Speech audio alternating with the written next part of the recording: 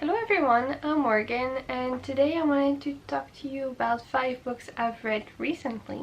So as usual, I'm going to talk to you about these books from the one I like the least to the one I like the most. So the one I like the least this time is McGlue by Otessa Moshfegh.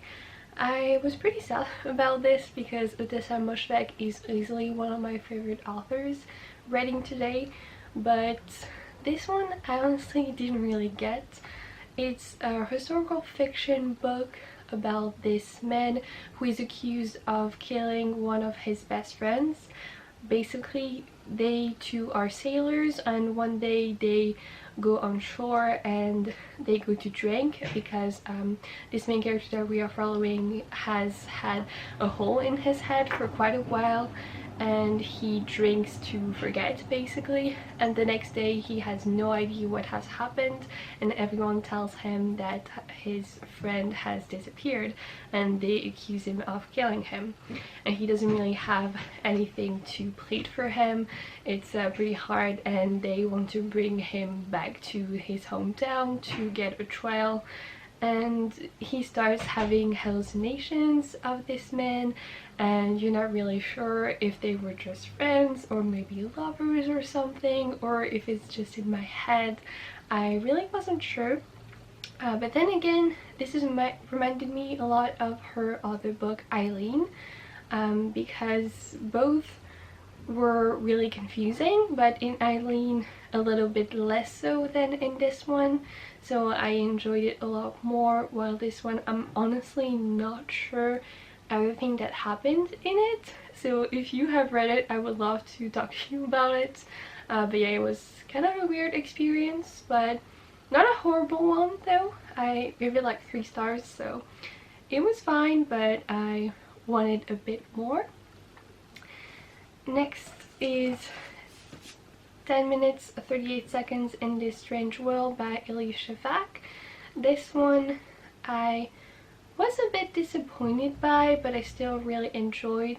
This one is a book about a woman, Layla, who has just died, and it's about the 10 minutes 38 seconds after her death while she is still conscious, or at least her mind is, and it's also after that about her friends who are trying to deal with her death and trying to do some things. Basically, this was first following her, and as she was dying she was thinking back on her life, and so we got some flashbacks into her life and how she has met the 5 friends that we follow then after the first half of the book. And I really enjoyed getting to know her. I like her character, I like the setting because this is set in Istanbul and I really love that. But overall I wish this was told in a different way, because I did manage to care about all of the 5 characters that we follow next, because though we get a bit of background about them before, I didn't think it was enough for me to care about them a lot, and they all had pretty tragic and dramatic experiences. So I know that this was trying to talk about a lot of issues, because also Layla was a prostitute and many other things. She was assaulted as a child, sexually assaulted, and there's a bit about this, about how her family was very traditional and didn't want to talk to her anymore after some things that happened.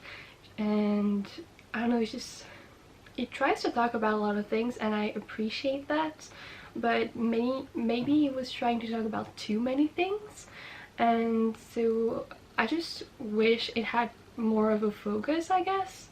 But still, I really liked Elif Shafak's writing, so there is that. But I was just thinking all throughout the book that it could have been a lot better if a few things were changed. So next is The Blue-Haired Boy by Courtney Stevens.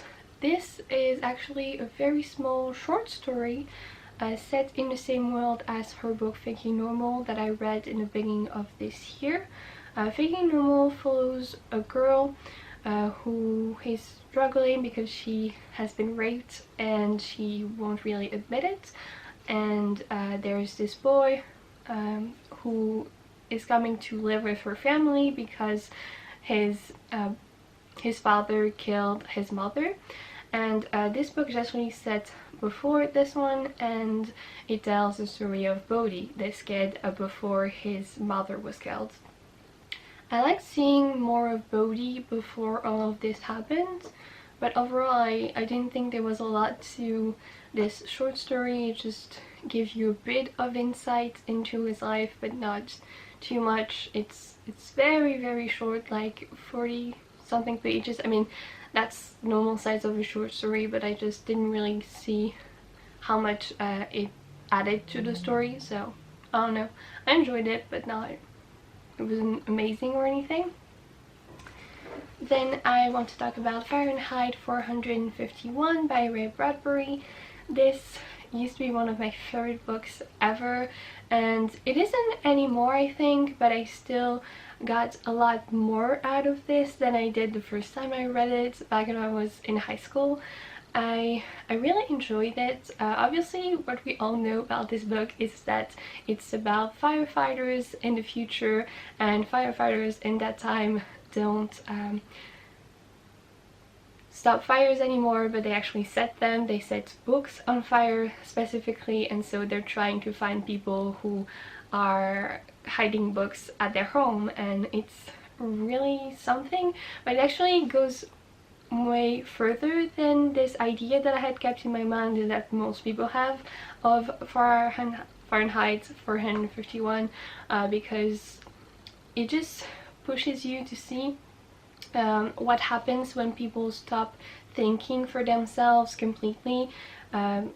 So the woman he is married to in this book, the main character, she just keeps watching TV all of the time. She talks with her friends about what she sees on TV, and they're basically telling her on TV everything about what she's supposed to be thinking, and she doesn't read any books because obviously it's forbidden.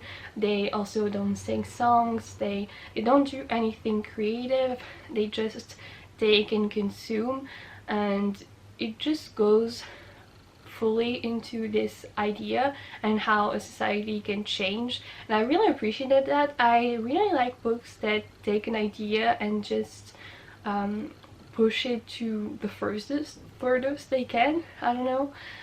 It's really interesting, and so yeah, there were a lot of things that I didn't really remember. I think I mostly remembered the movie actually, from, I don't know, the 1960s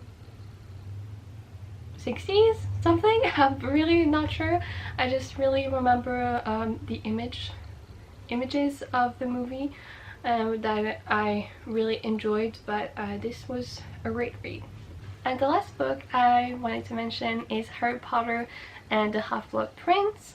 I reread this one as an audiobook and I really enjoyed it. I think this book is a big step up in the series.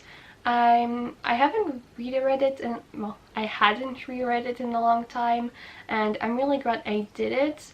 I'm also planning on listening to the last one very soon. But this one, the only thing that bothered me at times, so obviously spoilers if you haven't read Harry Potter, but I guess that if you haven't, you probably don't plan on it. Anyway, the only thing that bothered me was that in a few scenes Harry was with Ginny and he was feeling extreme jealousy, and that's alright. But every time he was feeling jealousy, J.K. Rowling described this as him having some kind of animal inside him and feeling some, I don't know, animal feelings, and I don't know, I think she said like he had a beast in him, and that was like so stupid. I mean, I guess I know that he feels jealousy, and sometimes when you're a teenager it can feel very hard, but why does she have to describe it as a beast inside him? It was just really stupid. But besides that, I really like the sixth book in the series, I like how we get to know more about Horcruxes, which is something that obviously we didn't know before. And yeah, I don't know, it's just a good book in the series, and it's not too long as the 5th one was. I reread that one a few months ago, and I told you like it was seriously too long. Like, this book should have been edited down a lot, but this one actually really enjoyed rereading, so there's that. And it's always great to go back to this world. And also, what I really liked were the little bits where we saw the Muggle Prime Minister in the UK, because I had never remembered about that part. And I love seeing how just the UK government was trying to deal with magical things. And yeah, it was really nice touch. But yeah, that's all for me. Thank you for watching. Please tell me if you have read any of these books and you've thought of them, as I would love to know. But that's all for me. Also, if you didn't notice, I got a new camera, so I'm really happy I got it. I think it's a lot better, and it captures natural light better, I think. You tell me what you think of this camera, but I think it's a lot better. So yeah, I'm really happy. Thank you for watching again, and I hope to see you soon. Goodbye. Dream I know, deep up my feelings for you.